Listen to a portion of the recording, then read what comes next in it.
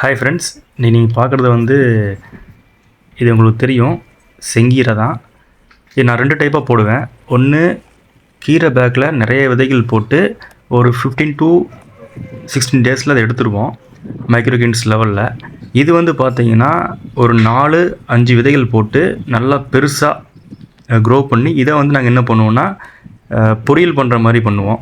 பொரியல் வேணால் நான் காட்டுறேன், எப்படி பண்ணுறது சொல்லி நான் அதையும் காட்டுறேன். ஸோ இந்த மாதிரி நீங்கள் ட்ரை பண்ணி பாருங்கள், இது நல்லாயிருக்கும். அது போக பார்த்திங்கன்னா ஆப்பிள் தக்காளி, இன்றைக்கி 2 தக்காளி பார்த்திங்கன்னா நல்லா பழுத்துருக்கு, எடுத்துடலாம். நிறைய பிஞ்சு விட்டுருக்கு. ஸோ இன்றைக்கி 2 தான் பழுத்துருக்கு, எடுத்துட்டேன். பட் இந்த மாதிரி கீரை நீங்கள் பொரியல் மாதிரி பண்ணணும் அப்படின்னா இந்த மாதிரி பெரிய க்ரோ பேக்கில் ஒரு 4-5 விதைகள் போட்டிங்கன்னா விட்டுருங்க, அப்படியே விட்டுருங்க.